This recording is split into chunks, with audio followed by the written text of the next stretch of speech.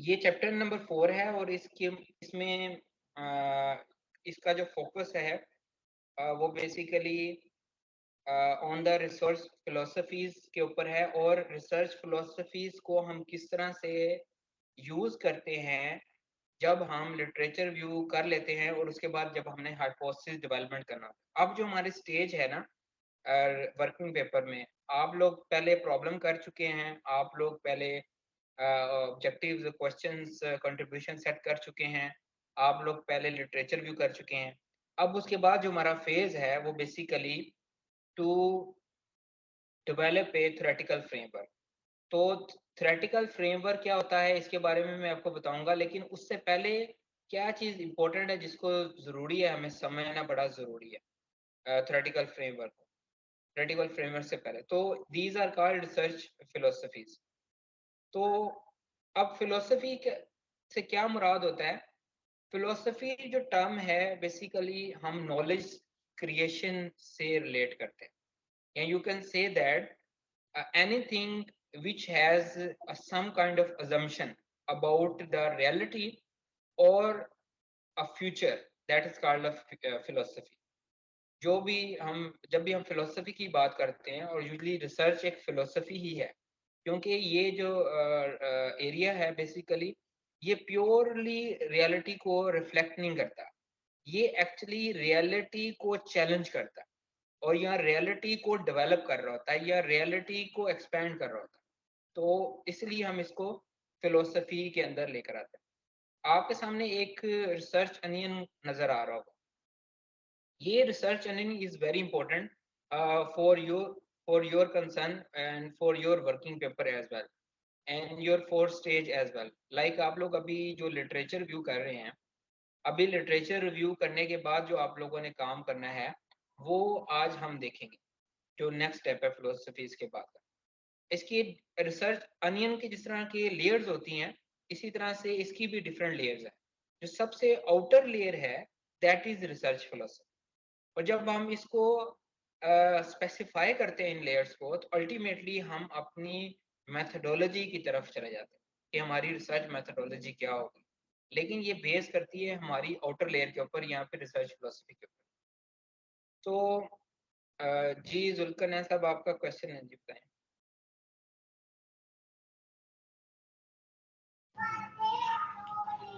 नहीं, please continue रखें, वो मेरे ख्याल पहले का था। अच्छा, सो सबसे हम आउटर लेयर की तरफ जा रहे हैं, और that is called research philosophy.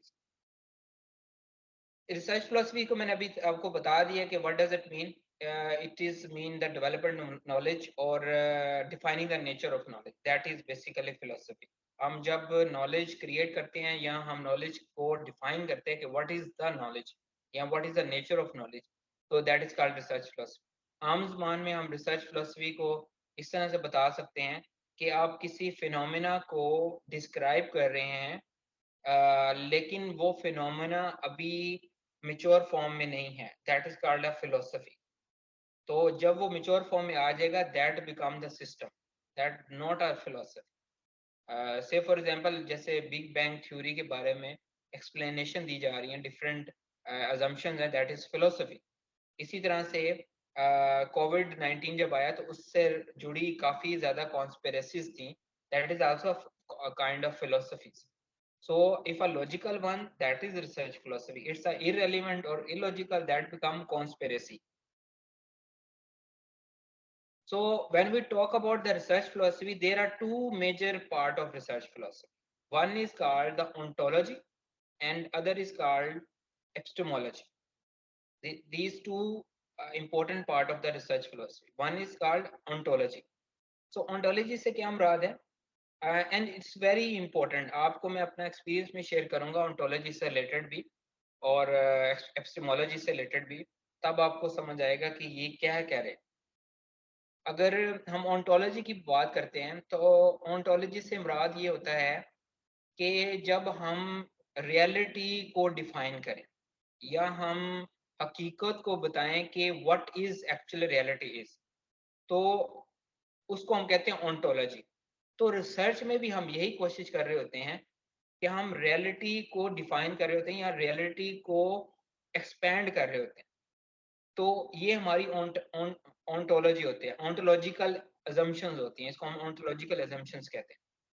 और there are two ways to define the nature of reality, and researchers basically follow both ways or both methods to define the nature of reality. दोनों का जो मेथड है वो एक दूसरे से opposite है नेचर ऑफ रियलिटी को डिफाइन करने।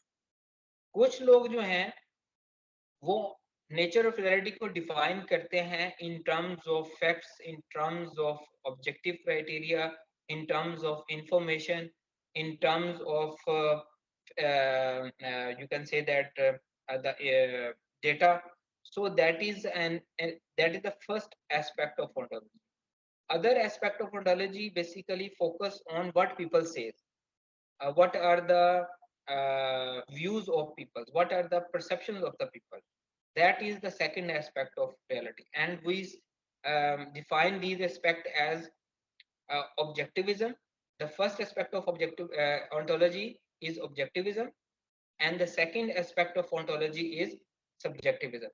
अब ये दोनों जो एस्पेक्ट ऑफ ontology हैं ये रिसर्चर फॉलो करते हैं to define their research, to define the methodology of their research. और ये पता होना चाहिए रिसर्चर को कि वो किस स्कूल ऑफ थॉट को फॉलो कर रहे हैं when it comes to the ontology। अब इसमें हमें पता होना चाहिए कि जो हम रिसर्च कर रहे हैं तो हम किस स्कूल ऑफ थॉट को सपोर्ट कर रहे हैं। अब इसमें दोनों चीजें आ जाती है। एक वो चीज है कि जो कि हम ऑब्जेक्टिव क्राइटेरिया को देखते हुए कर रहे हैं, और एक वो चीज है कि जो कि बियॉन्ड ऑब्जेक्टिव क्राइटेरिया। यहाँ पे यू कैन से दैट हम कह रहे हैं कि लोग जो कहते हैं दैट इज रियलिटी, इसको हम कहते हैं सब्जेक्टिविज्म। यानी कि रियलिटी को देखना है तो हम दो तरह से रियलिटी को समझ सकते हैं। कुछ लोग कहते हैं, कुछ लोग सम्राट एक स्कूल ऑफ थॉट है, वो ये कहता है कि जो रियलिटी है वो इंसान से बाहर है या हमारे सोशल स्ट्रक्चर से बाहर है, उसको हम रियलिटी, यानी कि रियलिटी से इंसान का कोई लेना देना नहीं। जो भी चीज एग्जिस्ट कर रही है वो बियॉन्ड जो इंसान है या कह लो कि ह्यूमन नेचर है, वो उसकी रियलिटी। यानी कि आपकी जो सोशल लाइफ है या आपका जो सोशल स्ट्रक्चर है, लाइक आपका फैमिली है या आपके जो कोलीग्स हैं या आपकी सोसाइटीज हैं, वो रियलिटी डिफाइन नहीं करेंगे, बल्कि रियलिटी क्या होगी जो उनके इर्द गिर्द इन्वायरमेंट है वो रियलिटी होगी। अब दूसरा स्कूल ऑफ थॉट कहते हैं नहीं, ऐसा नहीं है। जो रियलिटी होती है वो बेसिकली इंसान डिफाइन करते हैं या इंसानों से रियलिटी डेवलप होती है या इंसानों से कॉन्सेप्ट डेवलप होते हैं, रादर के वो ऑलरेडी प्रेजेंट हो और वो बियॉन्ड सोशल स्ट्रक्चर प्रेजेंट हो, या you consider that is surrounding our environment. So what is the question of Samia Rasool?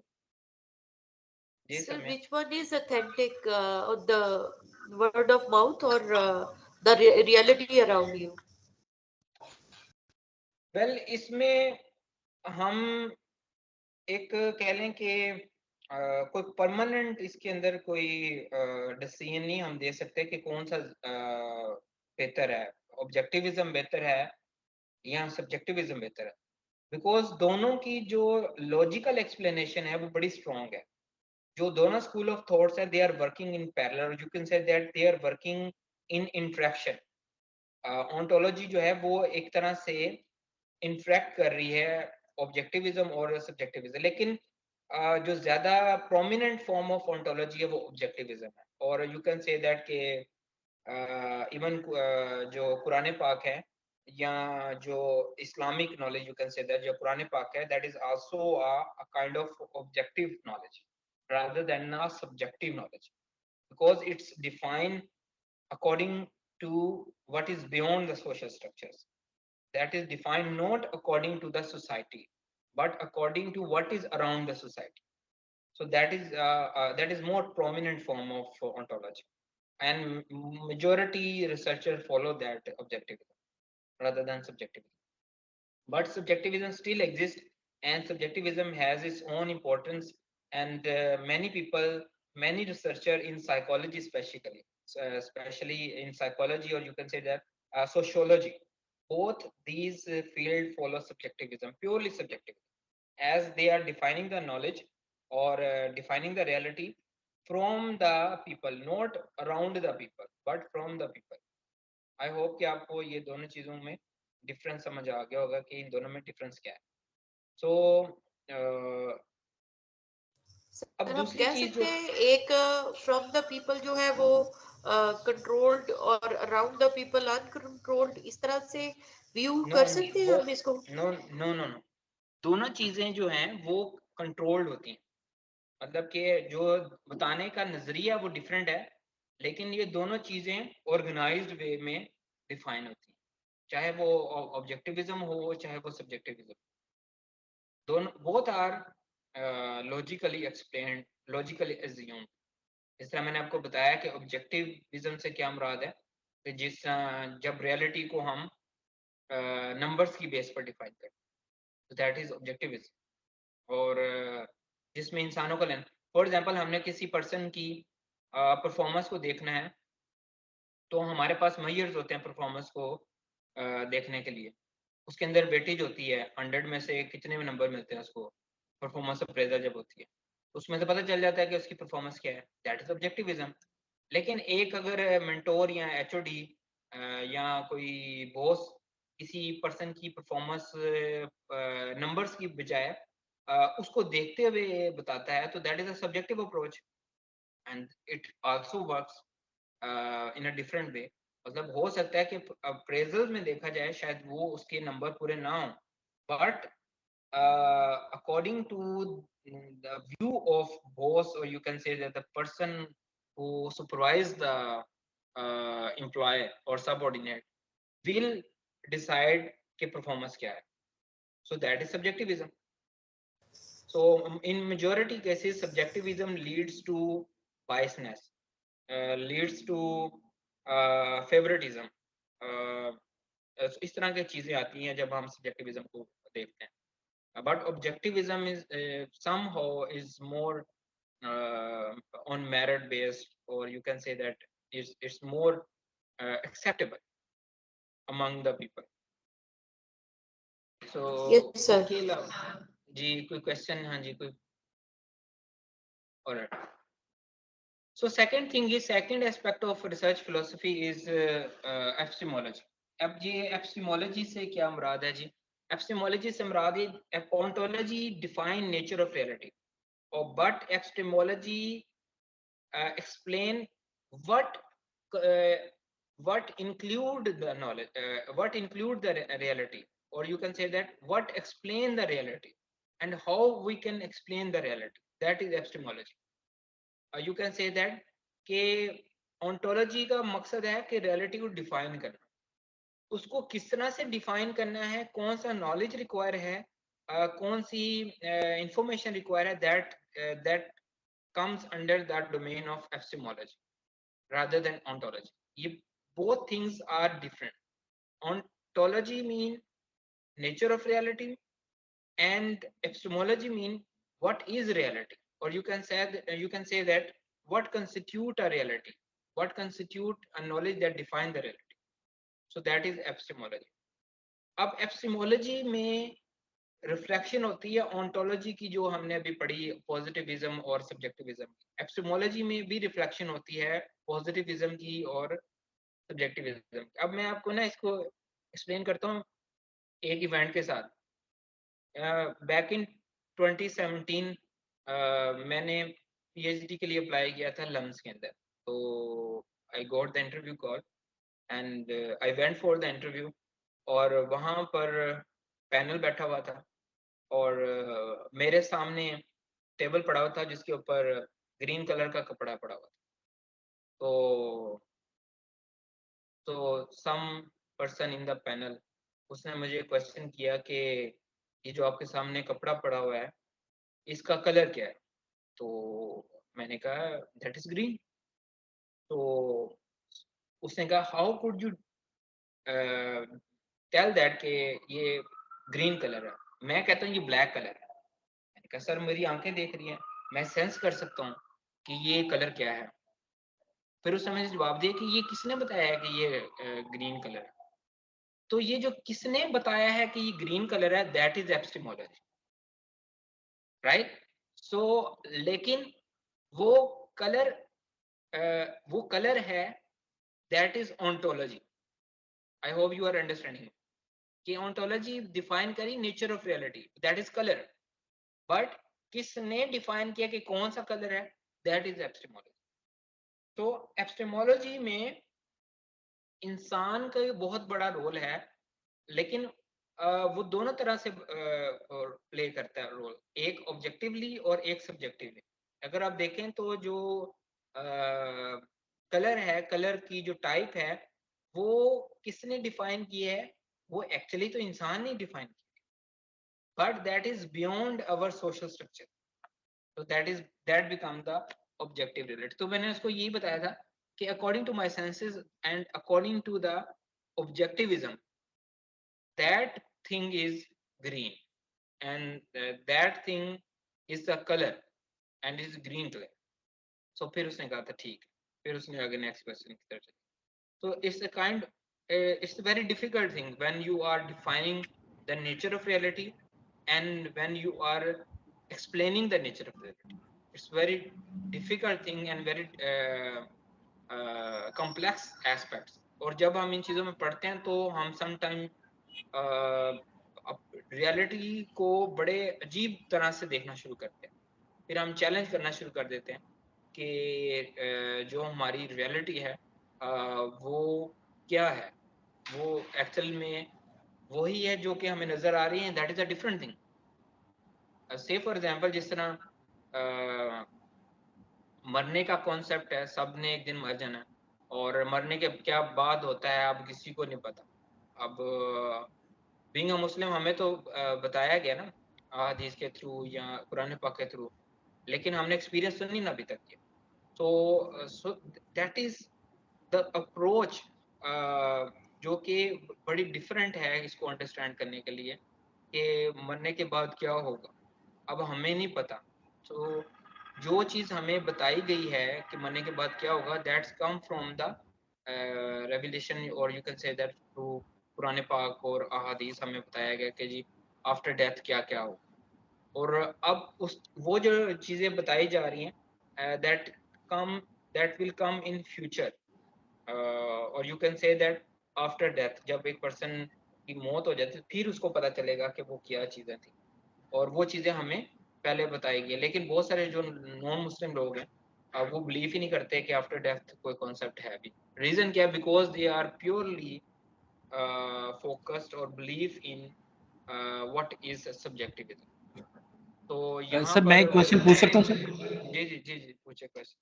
Sir हमारे पास मेरी ऑर्गेनाइजेशन में there was a delegation who visited from China, और वो एक हमारा चाइना का कोलीग था, वो ड्रिंक कर रहा था बेसिकली ना। तो मेरे से गपशप हुई, तो मैंने कहा why are you drinking, because this is not a good thing. तो उसने कहा that is prohibited in your religion but not in ours. तो वो जो चीजें, जिस तरह आपकी ये डेफिनेशन है acceptable knowledge in the field of study, ये हम स्टडी एंड इन्वायरमेंट भी इसमें कंसीडर कर सकते हैं अपनी परसेप्शन के वाइज, क्योंकि हमें तो ये सिखाया जाता है ना कि what is true and what is wrong, और क्या सच और क्या झूठ है, क्या गलत है, क्या चीजें हैं। लेकिन कुछ परसेप्शंस हैं या वो वाली चीजें एपिस्टेमोलॉजी के जो हमें सिखाया जा रहा है सिर्फ उसी पे हम बिलीव करेंगे, या आउट ऑफ दैट कॉन्टेक्स्ट भी कोई चीज अवेलेबल है? यू कैन से दैट, मतलब एक्सेप्टेबल नॉलेज ये है कि जो चीज़ें हमें सिखाई जाती या हमें बताई जाती हैं या हमें जिनके लिए प्रिपेयर किया जाता है उसको हम एपिस्टेमोलॉजी कहते हैं। अब वो जो बताई जाती हैं उनका पीछे फिलोसफी क्या है, क्या वो पॉजिटिविज्म के थ्रू बताई जा रही हैं या वो सब्जेक्टिविज्म। आप जिस तरह बात करें अल्कोहल की बात करें, अब अल्कोहल क्यों प्रोहिबिटेड है, इस्लाम ने उसको ऑब्जेक्टिवली बताया because it's injurious to person, उसमें उसके सेंसेस चले जाते हैं और वो डिसीजन ऐसा ले सकता है कि जो कि हार्मफुल हो और उसके इर्द गिर्द लोगों के लिए। So that is an objective approach ना, that's not a subjective approach। मतलब हम अपनी मर्जी से नहीं कह रहे कि हमारा दिल कह रहा है कि ये हराम है ये हलाल नहीं, दिल नहीं कह रहा, बल्कि हम ये देख के बता रहे हैं कि एक्चुअल इसका प्रैक्टिकली या ऑब्जेक्टिवली क्या इम्पैक्ट है। तो दिस इज मींस कि वो स्टडीज को प्रूव करती है। जी जी बिल्कुल बिल्कुल exactly. Okay right right, thank you. So बहुत सारी ऐसी चीजें हैं जो जब हम ये फिलोसफीज को पढ़ते हैं ना तो हमारे ज़हन में आना शुरू होते हैं। फिर मैनी एथियस्ट, जो बहुत सारे ऐसे लोग भी होते हैं जो एथियस्ट है and they don't believe in the god reality और something like that. So but इसको भी एक्सप्लेन करने के लिए हमें जितने भी आप देखें जो अच्छे रिनोन्ड स्कॉलर्स हैं वो एग्जिस्टेंस ऑफ गॉड को हमेशा किसी फिनोमेने से बताते हैं, रादर के उनका बिलीफ क्या कह रहा है वो बताते हैं किसी फिनोमेने के थ्रू। तो फिनोमेना ज्यादा अट्रैक्ट करता है ऐसे लोगों को जो कि ज्यादातर फोकस करते हैं ऑब्जेक्टिव रियलिटी। सो सर अच्छा, मैं व्हाट इज एक द क्वेश्चन कर डिफरेंट सकती हूँ? एस्पेक्ट्स ऑफ, जी सॉरी, मैं एक क्वेश्चन कर लूँ? जी दो कर। सर डिसीजन मेकिंग में कहा जाता है कि देयर इज नथिंग राइट और रॉन्ग, उसका इसमें समटाइम्स रिजल्ट गलत होता है। डिसीजन मेकिंग में सर रिजल्ट जी गलत होता है लेकिन अप्रोच जो है वो पॉजिटिव होती है। सर वो किस में आएगा? वो इन दोनों पर्सपेक्टिव में किस में आएगा? देखें, डिसीजन गलत होना, अब डिसीजन गलत होना, ये इसको हम कैसे डिफाइन करें कि गलत क्या है और सही क्या है। अब अगर गलत और सही को हमने डिफाइन किया हुआ है एपिस्टेमोलॉजिकली, यू कैन से दैट के पॉजिटिविज्म के थ्रू अगर हमने इसको एक्सप्लेन किया हुआ है तो फिर हम कहेंगे कि हमने डिसीजन का क्राइटेरिया रखा हुआ है नंबर्स के ऊपर कि फॉर एग्जांपल हम कोई डिसीजन करते हैं, से फॉर एग्जांपल गाड़ी खरीदने का अगर हमने डिसीजन किया और हम उसके एस्पेक्ट्स देखते हैं कि इसकी फ्यूल एवरेज क्या है और उसकी जो मतलब उसके जो ऑब्जेक्टिव एस्पेक्ट्स हैं उसको हम देखते हुए गाड़ी को जो है वो खरीद रहे हैं, और दैट इज डिसीजन। और ये डिसीजन बैक्ड होता है ओंटोलॉजिकली ऑब्जेक्टिविज्म के थ्रू, और आपने उसको खरीद लिया। अब खरीदने के बाद अगर आपको वो चीज़ें नहीं मिल रही जो आपने जिन बेसिस पे उसको असेस किया है तो आपका डिसीजन गलत हो गया। तो यहाँ पे गलत डिसीजन की बेस जो है वो ऑब्जेक्टिविज्म। तो पहले तो ये बताना पड़ेगा आपको कि जो डिसीजन हुआ है उसके बैकग्राउंड पे क्या फिलोसफी है। ऐसा तो नहीं है कि आप लोग जो डिसीजन ले रहे हैं और उसका जो आउटकम आ रहा है उसका बैकग्राउंड जो है वो ऑब्जेक्टिविज्म नहीं है बल्कि वो सब्जेक्टिविज्म है। So that is ontology. और उस डिसीजन को कैसे एक्सप्लेन किया जा रहा है, किस तरह से उसको डिस्क्राइब किया जा रहा है, that is epistemology. So one is okay nature of sir. reality and other is description of reality. पहले तो हम बताएंगे कि जो डिसीजन है वो ओंटोलॉजिकली ऑब्जेक्टिविज्म में फॉल करता है या सब्जेक्टिविज्म में फॉल करता है, and then we explain the description और डिस्क्राइब द रियलिटी। तो when we talk about the description तो दैट बिकम एपिस्टेमोलॉजी। अब इसको हम कैसे डिस्क्राइब करते हैं एपिस्टेमोलॉजी को, ये चार तरह से हमें डिस्क्राइब करते हैं। First is positivism, second is realism, third is interpretivism, और लास्ट वन एक्सियोलॉजी। ये एक्सियोलॉजी भी कहा जाता है, एक्सियोलॉजी भी इसको बोला जाता है, एक्सियोलॉजी भी हम इसको पढ़ते हैं। अब जो पहले दो एस्पेक्ट्स हैं एपिस्टेमोलॉजी के, positivism and realism, that is more coming from the objective ontology.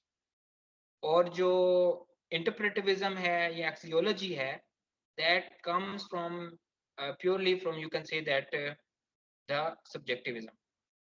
और अगर इसको हम थोड़ा सा और एक्सप्लेन करें, फर्दर इसको हम एक्सप्लेन करें, अगर इसमें इन्होंने आगे बताया नहीं बताया, अगर इसको थोड़ा सा फर्दर एक्सप्लेन करें तो ऑब्जेक्टिविज्म is a pure ओंटोलॉजिकल side,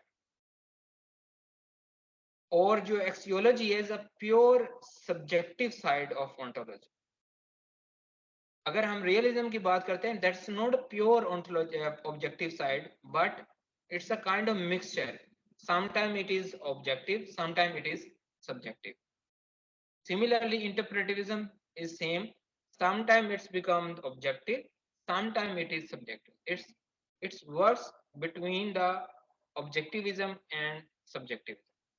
I hope को आप ये चारों फिलोसफीज की स्कोप को समझ आ गया होगा। ये चारों फिलोसफीज जो है एपिस्टेमोलॉजी की, ऑन्टोलॉजिकली कैसे एक्सप्लेन की जा सकती